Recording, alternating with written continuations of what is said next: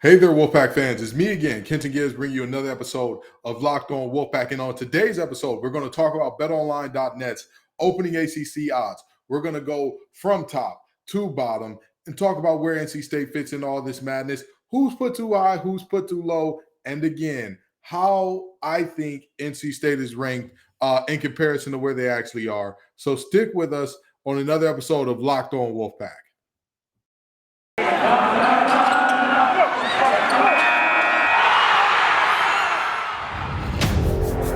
You are Locked On Wolfpack, your daily podcast on the NC State Wolfpack, part of the Locked On Podcast Network, your team every day.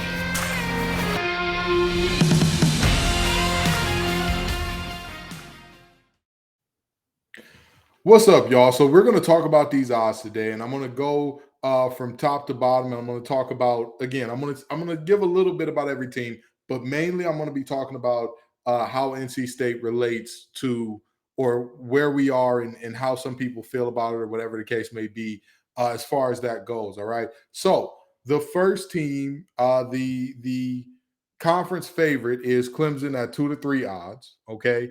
And to me, that makes a lot of sense. I understand it from the standpoint of that Clemson team, even with all that they've lost, you're still looking at a tall order for most of these teams to beat Clemson. That's just the reality. The defense that they're bringing back, even without Brent Venables' amazing defensive mind calling the games, you're still looking at a very formidable Clemson defense. And we all know it's not about your X's and your O's, it's about your Larrys and your Joes, and Clemson's got some of the best of those. So Clemson being the conference favorite despite not winning it last year, I have no problem with that based on the fact that they have run through the conference. They have made very short work of the conference year after year after year after year. I mean, 1 year you can kind of give them, hey, they had a lot of injuries. It was a down year. It was DJ's first year as starting quarterback. So you get it. You get it. You understand where that comes from. Second in odds, 5-1 is Miami. This one is a little interesting, but I get where it's coming from for multiple reasons. I'm not upset at it. I don't think that this is egregious for a few reasons. Number one, they are a team that is, first of all, they're not in the Atlantic. So let's start there. Let's just get that out the way. That's the first reason. If there's going to be a conference favorite, somebody has to play against that conference favorite in the conference championship game.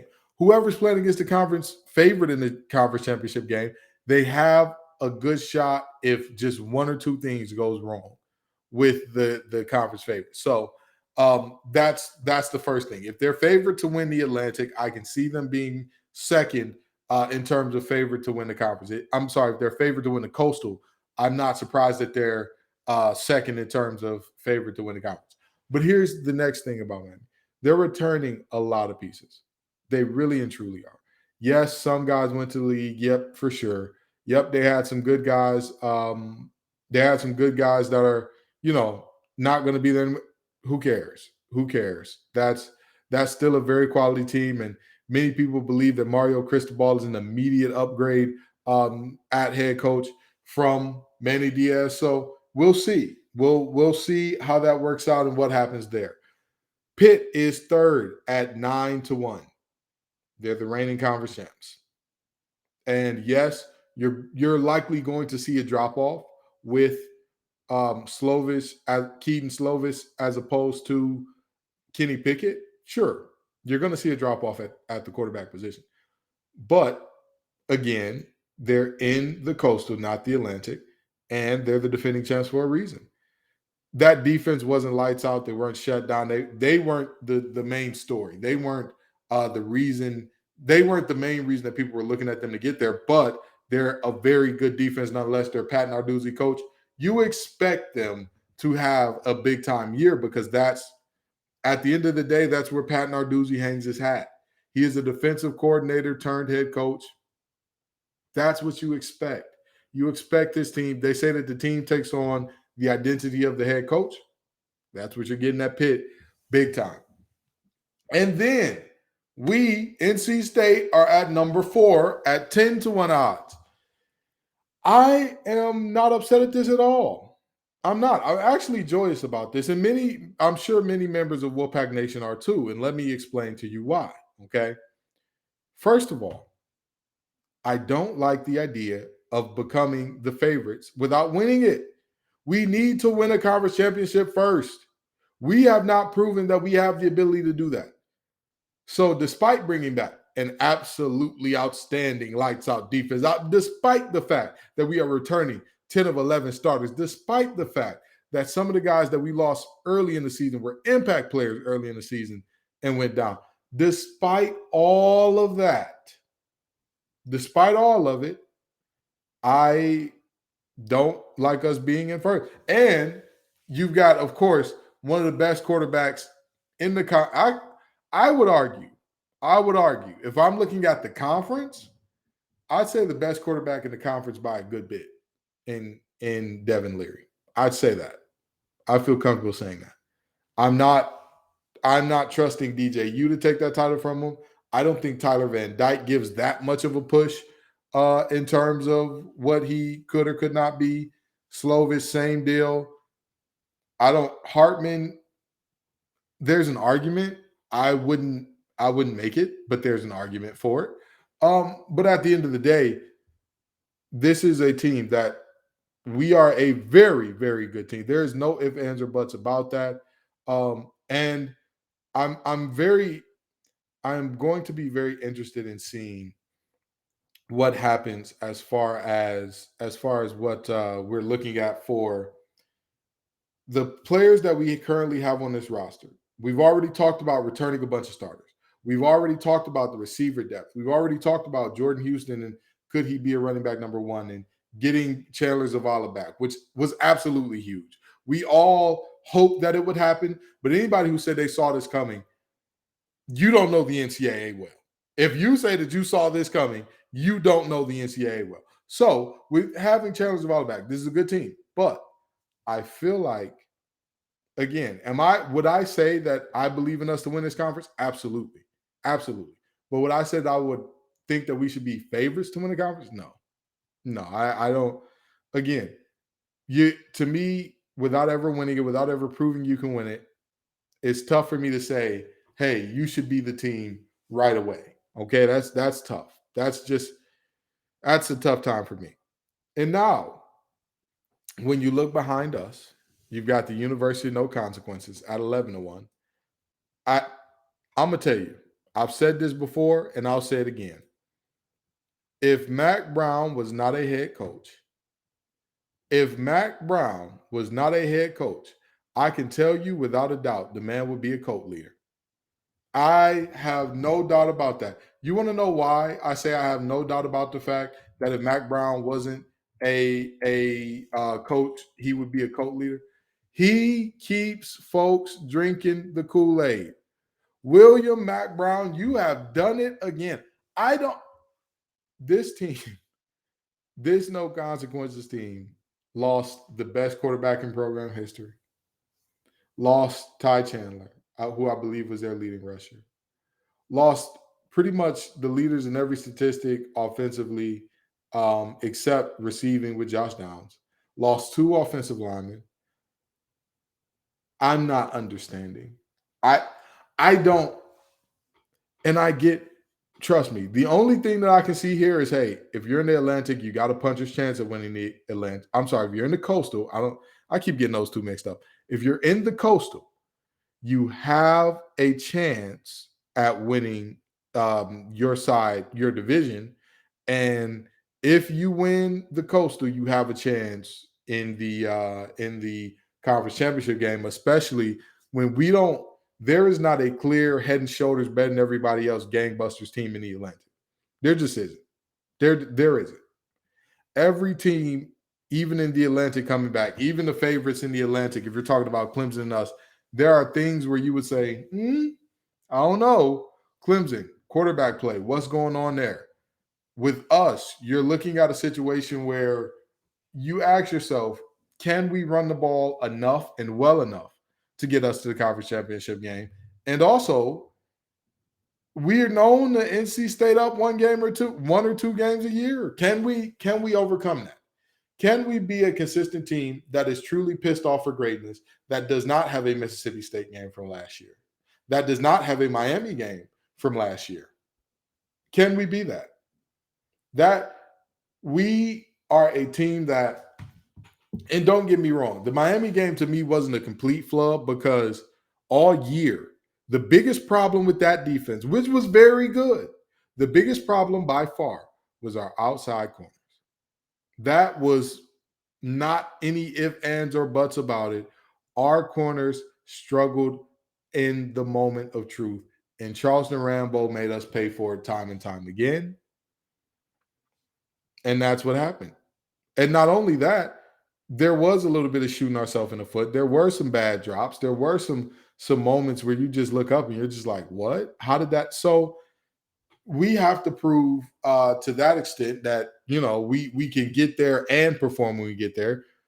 But still, I don't understand the hype around this no consequence thing. I don't get it. If somebody could explain it to me like I'm five, let me tell you, like I said, Mr. William Mack Brown, if you were not a coach, thank God for the NCAA, because Lord knows he'd be leading somebody's coat. He would be telling someone's children to worship him as the grand poobah, and Lord knows they buy it. Lord knows they buy it. So, the University No Consequences at 11-1, I am surprised to say the least, but then again, not really, because Mac is the world's greatest salesman. And when I talk about sales, I'm going to try to sell you a little something right now. When I talk to you about Built Bar, have you ever, just imagine this with me. Close your eyes. Imagine dipping your finger into a plastic tub of birthday cake frosting and then open your eyes and realize that was only 150 calories and 16 grams of protein. That's what it's like to eat a birthday cake puff from Built. I just received my birthday cake puffs, and I have never had anything like this before. They're available right now, and we can't promise that they'll be there tomorrow. So go get them today at Built.com. If you haven't tried puffs yet, I'll let you in on a little secret, because that's what friends do. A chocolate-covered marshmallow protein bar. You heard me, a delicious chocolate-covered marshmallow protein bar covered in 100% real chocolate.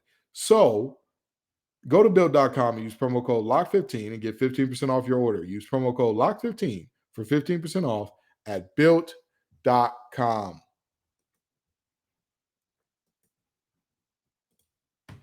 All righty, so we're continuing going down the list, talking about the ACC teams' odds. You got Wake Forest, the current or the defending Atlantic champs, at 20-1. As much as I want to say I'm disappointed with them being this low, last year kind of felt like their one shining moment. I'm not sold on that team doing this again. I'm just not, I'm not. I'm sorry. I'm not. And so with them being 20-1, not surprising. Again, I would expect them to jump up to 5 maybe, but 6, Florida State comes in behind them at 7 at 33-1. Virginia as well, tied at 33-1. Virginia and Florida State are interesting teams for very different reasons. Virginia, there's a lot of instability in that program, a program that already had some problems with certain things. Like, they couldn't stop a runny nose with tissue, Robitussin, 3 COVID shots, and 8 boosters. Like, that's just the reality there. And then you talk about Florida State, a team that is always going to get top talent, always going to have top talent. I don't know what Norvell is doing. I'm sorry. The loss of Travis Hunter to Jackson State was bad, but that's not the most egregious thing. To lose to Jacksonville State on a Hail Mary, I'm not really sold on them. Boston College at 40-1. That's a team I think is criminally low. That is a team that I think is criminally low. If Phil Jerkovich comes back and is the quarterback that Boston College believes that he can be, or that many believe that he was before last season, that 40-1 is kind of crazy low for what they got going on over there. Louisville at 66-1. As much as I like Malik Cunningham, this kind of makes sense. You kind of gotta, you know what I mean? And then you've got Virginia Tech at 80-1. Again, not really surprising. That kind of fits where they belong.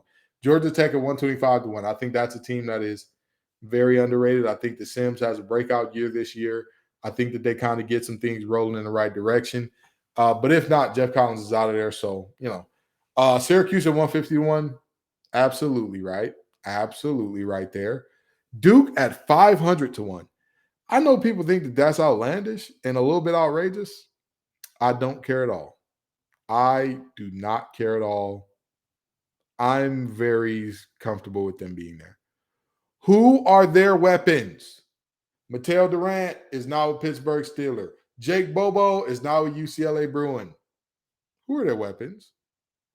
Defensively, who do they have that you're looking at? So again, us being rated 4th out of this batch, I'm not mad at. It fits. It's not disrespectfully low. It's not so high that it's like, here we go.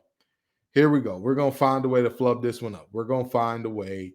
It's going to happen. That is technically, if the conference rankings happen to be at the end of the year, if they stood as they were according to these odds, right? That would mean we would finish 2nd in the Atlantic, which that's where we finished last year. And I know you're thinking we bought almost everybody back, but we lost one of the best run blockers in the nation. We lost our 2 leading rushers, and we're not coming off a conference championship win. So I'm not super upset with us being at 4th. Again, having Peyton Wilson back, having Isaiah Moore back, huge, big time. Having Cyrus Fagan back, huge. Having CJ Clark back, huge. But even with all that, can we get the job done?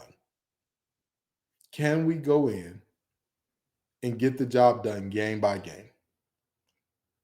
That's the question. That's the real question for this team.